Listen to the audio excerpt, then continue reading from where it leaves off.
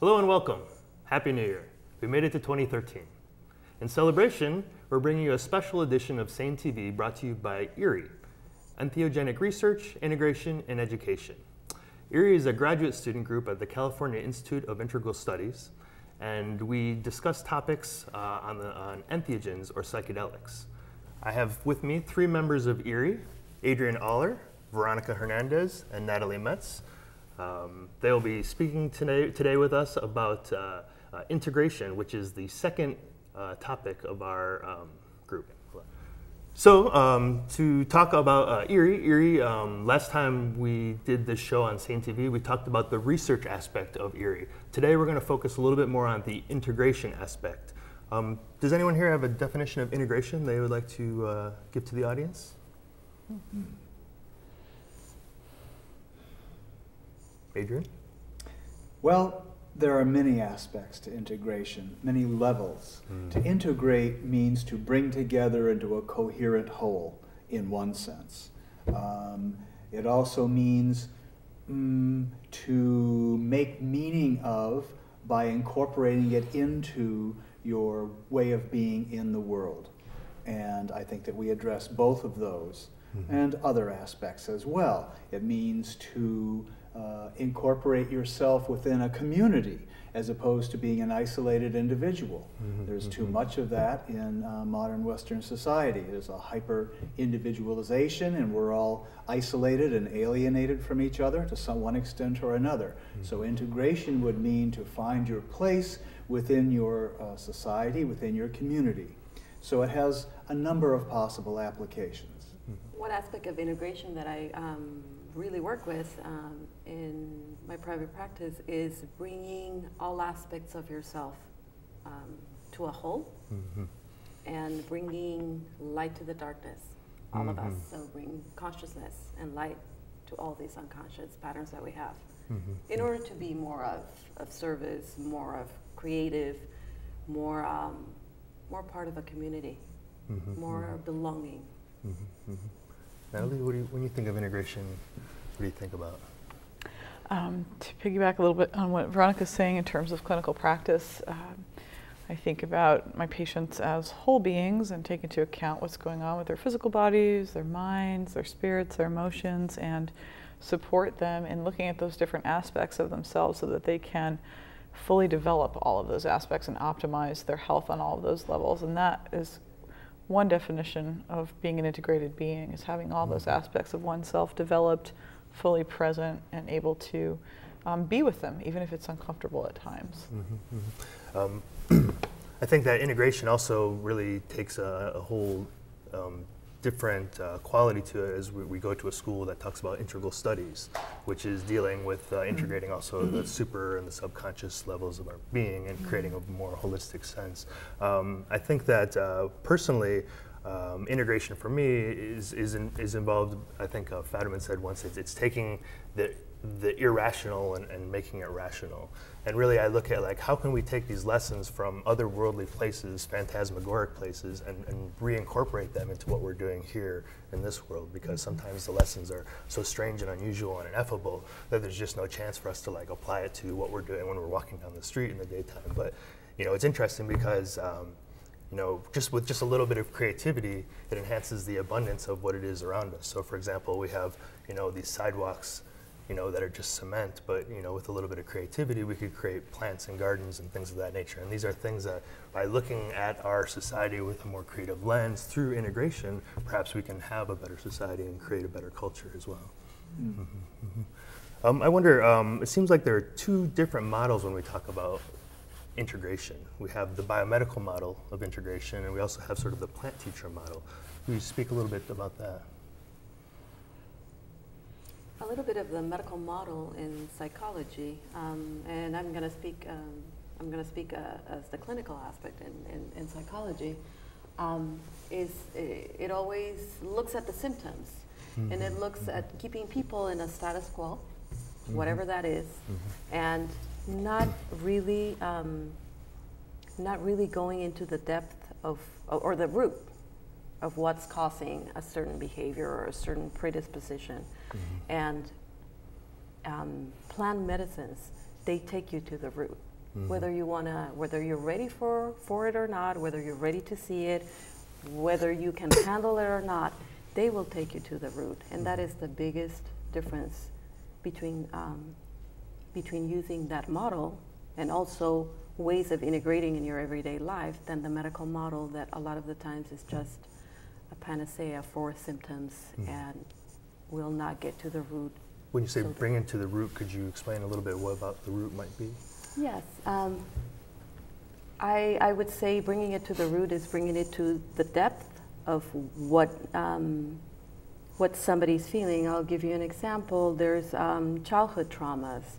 A lot of the times you bring a childhood trauma to a physician, you know, that just goes with the medical model, or a psychiatrist or a psychologist.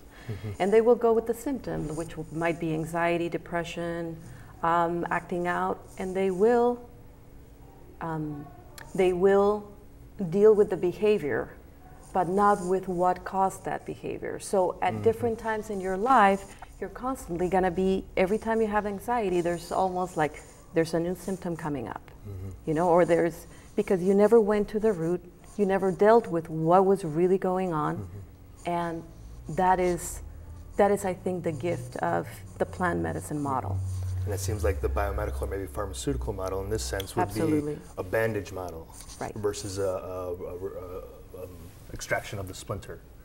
You know, sort of the plant medicine would be more extracting the splinter from the experience, but the pharmaceutical model is just like, how do we make this okay for now? Absolutely. Right. Yes, Groff talks about this when he brought up the spiritual emergency, emergency concept, and discussed how it was necessary to take a new perspective because it could represent a major evolutionary change in the life of a person.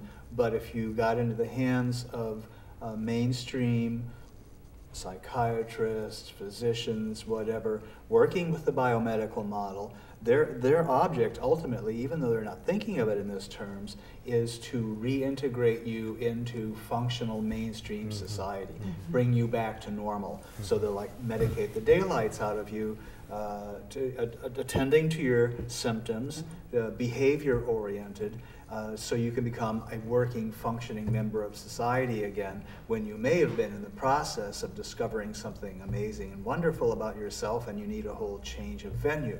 So that their integration is really more a matter of subjugation and control. Would you touch on a little bit, you say spiritual emergency, for people that don't really know what that is, what is a spiritual emergency, and is it like, I mean, I can see there's spiritual emergency from what I understand is more of a spontaneous thing, whereas maybe an entheogenic, challenging trip, if you will, would be something that was more, you know, intended. So could you talk about what spiritual emergency is and how do we work with that as well? You know, my understanding, which is not necessarily correct, of spiritual emergency is not exclusively a spontaneous affair. It certainly could be, and Stan's wife, Christina, enjoyed a sudden Kundalini awakening, which usually you're not ready for, and it's completely upsetting, and you don't know what to make of it. So it can be something spontaneous like that, but it could also be a result immediately or later from some event in your life that affects you deeply. It could be an extraordinary event, some kind of transpersonal experience that you've had from meditation in some kind of religious situation. You were in a horrible accident, you've been in war, some kind of intense trauma. It could be some concatenation of events in your life that are not individually devastating, but you're gradually building towards a crisis where you do not feel to be, even in yourself, what to speak of in society, and you come to some psychological crisis, psycho-emotional crisis, and you break down. And when your structures break down, suddenly you're open to a variety of transpersonal forces that you don't know how to deal with if you're not in the appropriate container and you don't have that kind of background. And our society, alas, does not provide that background. Again, the greater likelihood is that they'll just try to return you to wherever you came from so you can continue doing what they think you're supposed to be doing. What they think you're supposed to be doing, not what you're feeling that you should be doing. And also can be mistaken. I mean, the spiritual emergencies can be mistaken by major depressions or psychosis, a variety of disorders that are more on the psychiatric disorders because they have similar symptoms. Sure. So that's another thing also to be reading, aware of. I was reading Groff's book Psychology of the Future earlier, and he was talking about how important it is to have almost an inpatient setup for these types of experiences. Absolutely. Because also often people that are having strong spiritual emergencies or strong entheogenic experiences, day-to-day routine activities become challenging. Absolutely. So waking up, feeding yourself, taking care of yourself, and so it'd be really great to have a place where people can go to and sort of allow the spiritual emergency or the entheogenic experience to unpack and integrate it, while also being able to have chances for people to help and care for you during this time, because you're obviously very vulnerable in this moment. Absolutely. Yeah. And it also implies your social milieu. If you're having this emergency, chances are there's nobody you know in your normal daily situation that you can talk to about it, who's competent to deal with it. In fact, they may, you may find yourself under attack, finding very little in the way of sympathy, and people telling you, chastising you to just get yourself together and get back to work or whatever. So you need to be in a place where you're protected and surrounded by people who have half a clue about what you're going through and can assist you with it. For myself, for instance, when I did the ibogaine treatment, I was in a specialized remote environment that was soothing and very comfortable and non-challenging, but I was surrounded by a community of various categories of professionals, all of whom understood what I was going through, and so really supported my experience so that I could get the most from it. How important do you believe it is for the person who's helping you to have actually had similar type of experiences? We had this conversation before. What would be ideal is for a qualified therapist, a psychiatrist, who is also entheogenically experienced. Alas, that's pretty uncommon.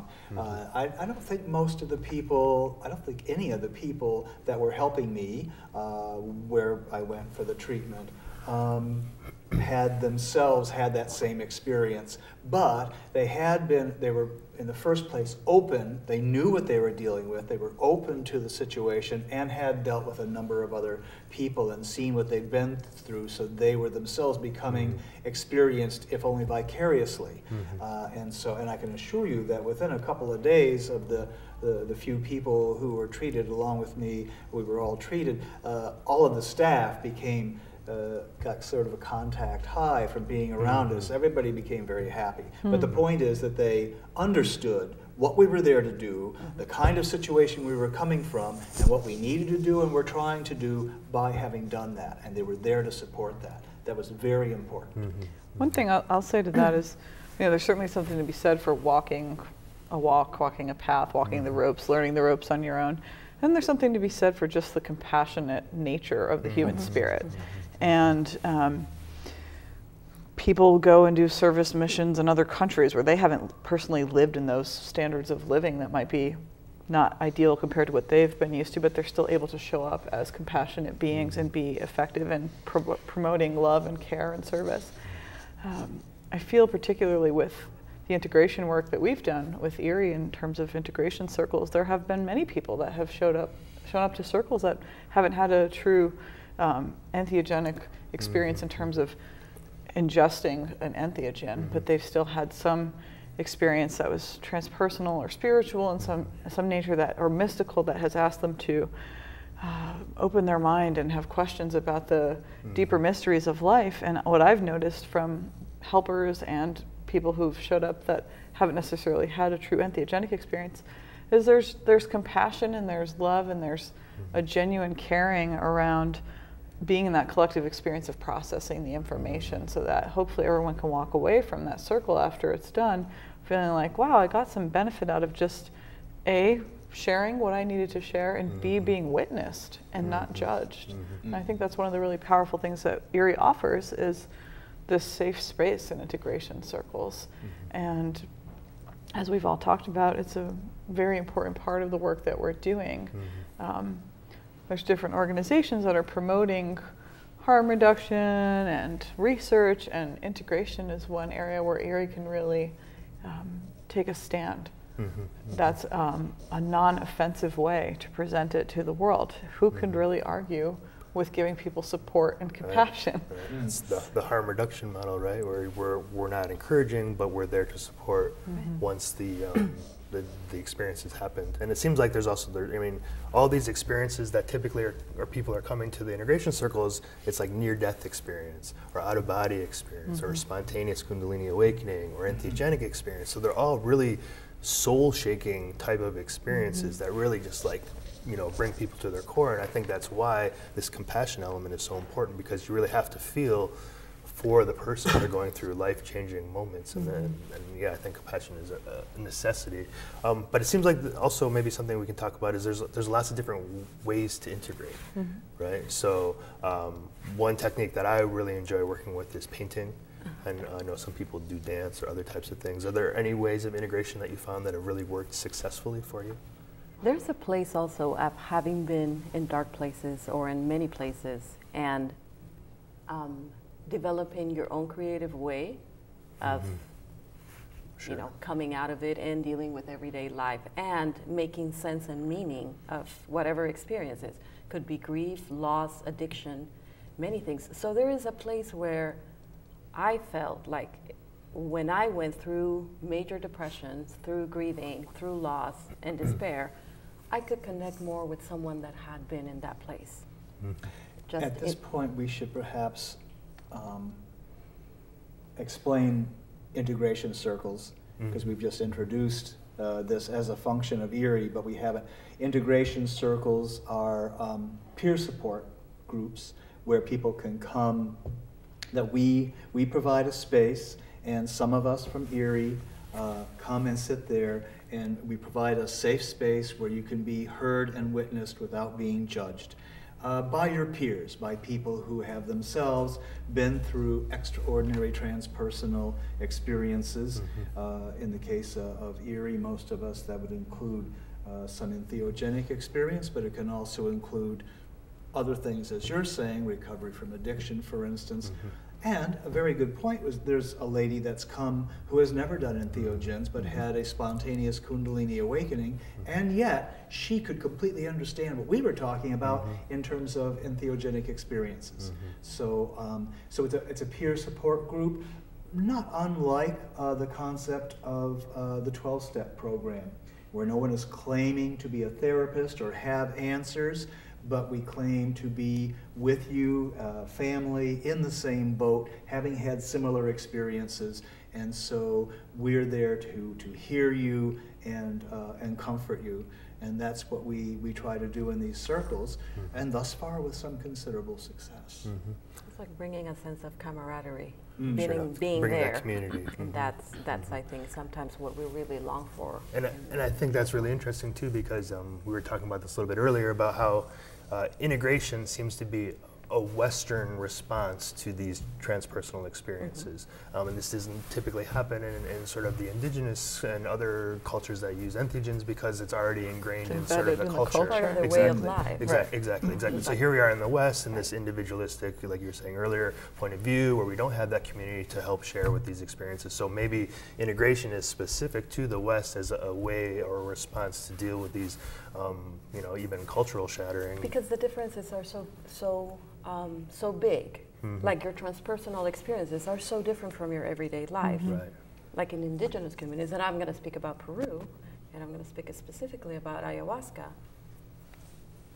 People drink ayahuasca as part of their everyday life, and they have the community there, and they drink in community, and they have common visions, and they are in a communal place where there is no need to, okay, now I need to go to work, so therefore that experience I'm going to put aside, and I need to put this other, you know, way of being. It's all there. And I mean, in let's say communion with nature, with your own community, and there's not such a difference between your ordinary and your non-ordinary life.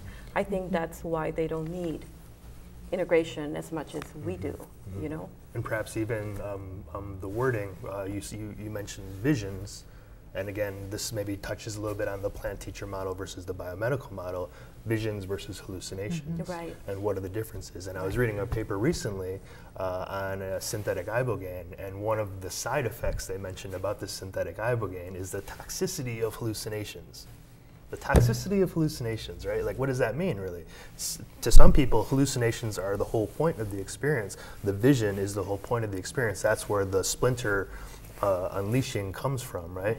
But to claim that these experiences or these visions are just a toxic byproduct is really the wrong way to look at it altogether, because you're not getting to the real, like, spiritual aspect of what's happening, or the psycho, or, you know, the mental aspect of what's happening. Or that transcending experience, like we open different senses, and we're not used to that.